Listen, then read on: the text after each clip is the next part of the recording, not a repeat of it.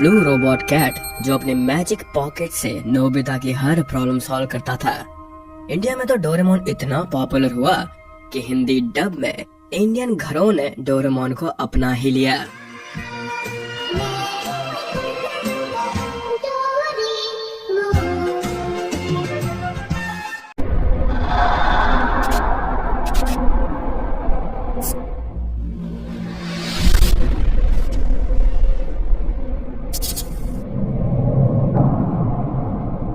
ये story actually एक documented urban legend है जो अर्ली 2000s में जापानीज इंटरनेट फोरम 2CH पे डिस्कस हुआ था।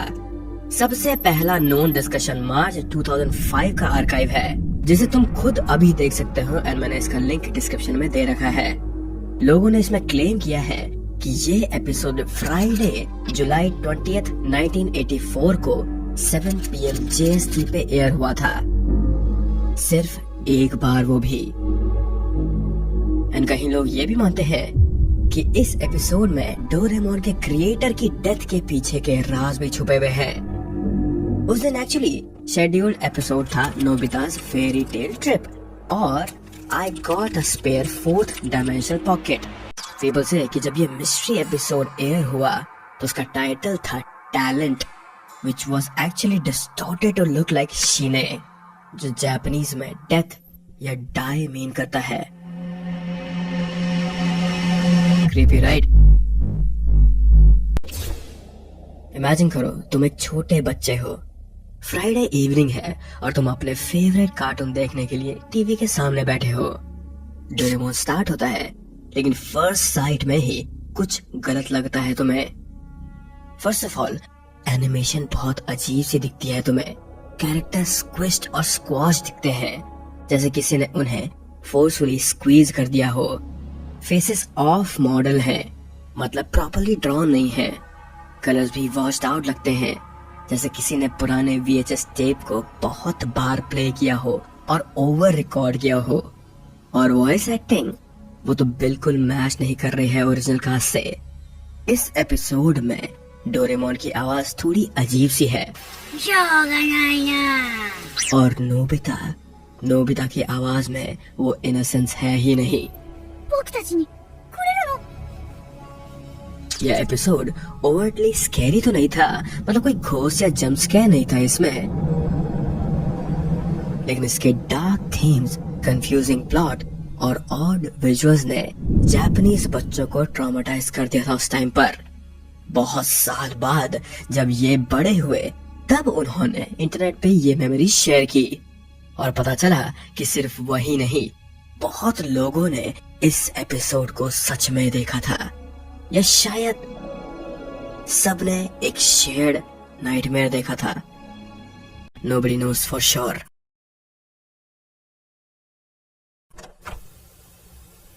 एपिसोड शुरू होता है, टाइटल का स्क्रीन पे आता है with a simple black background जिसपे व्हाइट टेक्स्ट में लिखा था टोरंटो। एंड यहाँ पर एक बात नोटिस करने वाली ये थी कि कोई भी बैकग्राउंड म्यूजिक नहीं था यहाँ पे।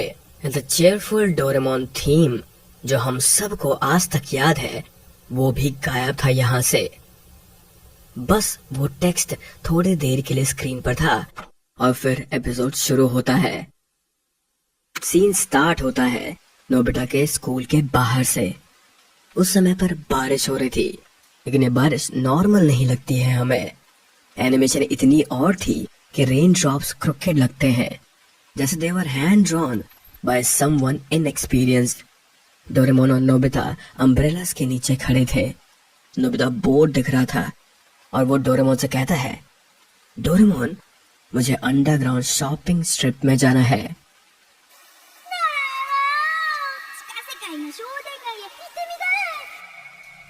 ये रिक्वेस्ट थोड़ी अजीब थी क्योंकि नॉर्मली नोबिता कभी ऐसे स्पेसिफिक अंडरग्राउंड लोकेशन पे जाने की बात नहीं करता है।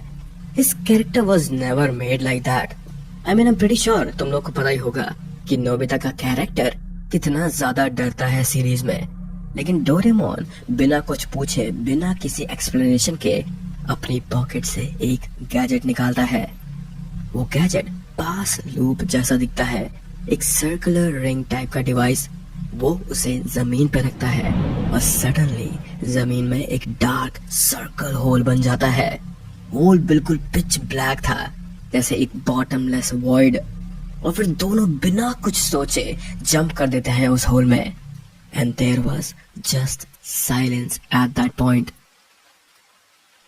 ये चीज मैं इसीलिए पॉइंट आउट कर रहा हूँ क्योंकि तुम्हें पता ही होगा, नॉर्मल डोरेमोन एपिसोड में जब भी वो किसी गैजेट से ट्रैवल करते हैं तो बैकग्राउंड में हैप्पी म्यूजिक प्ले होता है, कलरफुल विजुअल्स आते हैं and we even see our characters. लेकिन इस एपिसोड में बस डार्कनेस और साइलेंस थी और एक थर्ड साउंड जो कि था लैंडिंग का एंड नथिंग एल्स।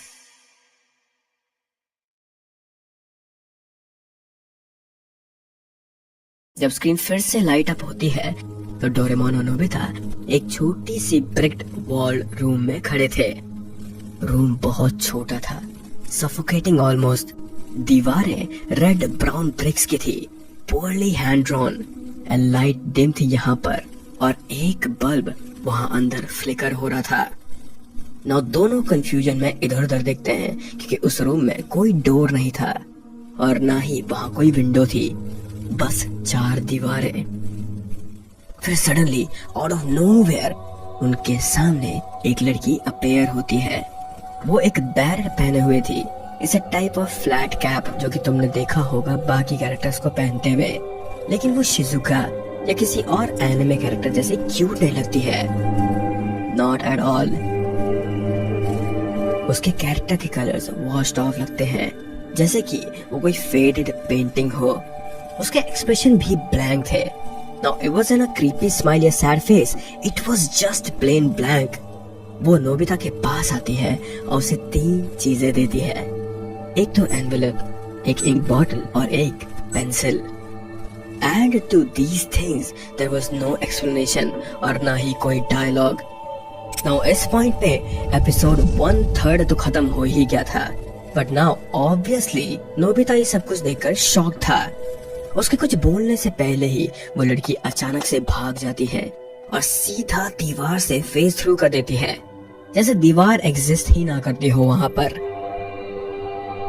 डोरेमोन और नोबिता एक दूसरे को देखते हैं अब, वो भी डर के साथ। और फिर उन्होंने भी उस सेम दीवार की तरफ जाने का डिसीजन लिया। वो दीवार के पास जाते हैं, हेजिटेंटली उसे टच करते हैं और वो सरप्राइजिंगली इस दीवार के थ्रू फेज हो जाते हैं। दीवार के दूसरे साइड का सीन बिल्कुल अलग था। वो लड़की जिसको नोबिता और डोरेमोन फॉलो कर रहे थे वो कहीं नहीं थी, वो गायब हो चुकी थी, जैसे कि वो कभी इस एपिसोड में एग्जिस्ट ही नहीं करती हो। लेकिन अब यहाँ 2 नए कैरेक्टर्स आ जाते हैं। पहले था एक पुलिस ऑफिसर जो कि यूनिफॉर्म में था, लेकिन उसका फेस भी प्रॉपर्ली ड्रॉन नहीं था। और दूसरा था एक छोटा लड़का, येलो और व्हाइट स्ट्रिप्ड स्कूल यूनिफॉर्म पहने हुए और वो कॉर्नर में बैठकर जोर जोर से रो रहा था। वो बच्चा बिल्कुल कॉर्नर में कर्ल अप होकर बैठा हुआ था और उसके बस शोल्डर्स हिल रहे थे। ये सीन एक्चुअली बहुत ज्यादा डिस्टर्बिंग था क्योंकि कोई रीजन नहीं दिया गया था यहाँ पे कि बच्चा क्यों रो रहा है और पुलिस वहाँ क्यों खड़ी है। बैकग्राउंड में अब एक हॉलवे दिख रहा था उन्हें, लेकिन ये हॉलवे नॉर्मल नहीं था। फ्लोर बोर्ड जाइलोफोन कीज की तरह कलरफुल और अरेंज था ये, और हर बोर्ड एक अलग कलर का था and it was all lined up like a musical instrument. After this police officer Doraemon और नोबिता को नोटिस करता है और कहता है, वो भी बहुत ही ज्यादा कैजुअल टोन में, are you guys filming here? You should film this way. This dialogue in this episode was completely out of context. Filming? क्या मतलब उसका फिल्मिंग? किस चीज की फिल्मिंग? लेकिन पुलिसमैन डोरेमोन और नोबिता को कुछ भी एक्सप्लेन नहीं करता है, वो बस जेस्चर करता है हॉलवे की तरफ। डोरेमोन और Nobita confused and scared policeman के पीछे पीछे चलने लगते हैं। वो कलरफुल साइलोफोन हॉलवे से गुजरते हैं और एनिमेशन देखते हुए तुम्हें लगेगा कि हर स्टेप पे टाइल्स प्रेस हो रहे हैं लाइक अ पियानो अगेन, लेकिन कोई साउंड नहीं आती है वहां से। There was an eerie silence again, बस फुटस्टेप्स और वो रोते हुए बच्चे की आवाज जो कि बैकग्राउंड में फेड होते जा रही थी। पुलिस उन्हें एक डोर पे ले जाता है, एक छोटे डार्क रूम पे। रूम के बीच में एक मिनिएचर ग्लोब रखा था, एक छोटा सा अर्थ का मॉडल, वो भी स्टैंड पे। ग्लोब बहुत डिटेल में नहीं दिखाया गया था इस एपिसोड में, बस एक राउंड स्फेयर पे ब्लू और ग्रीन कलर करे हुए थे। इसके बाद पुलिस ऑफिसर बिना कुछ कहे वहां से चले जाता है और डोर्स क्लोज कर दिए जाते हैं।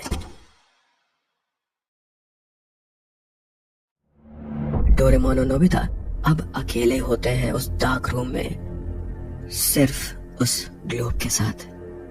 दोनों ग्लोब के पास जाते हैं, उसे घूरते हैं और इस समय पर हमें घड़ी की सेकंड्स की सुई की टिक करते हुए आवाज सुनाई देती है।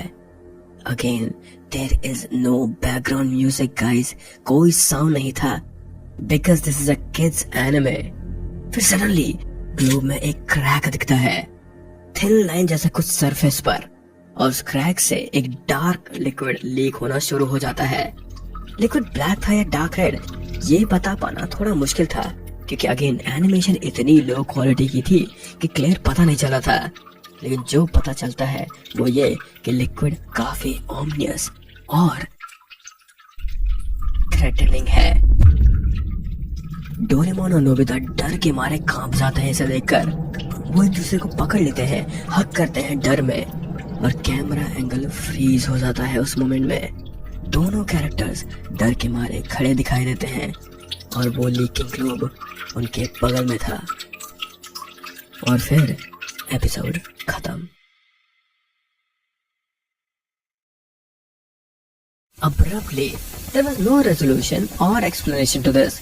बस black screen, no credits, no preview for next episode, nothing at all. जिन जापानीज व्यूवर्स ने इस एपिसोड को देखा था या क्लेम किया था कि उन्होंने देखा था, वो ये कहते हैं कि उनके दिमाग से कभी भी ये चीज निकली नहीं है।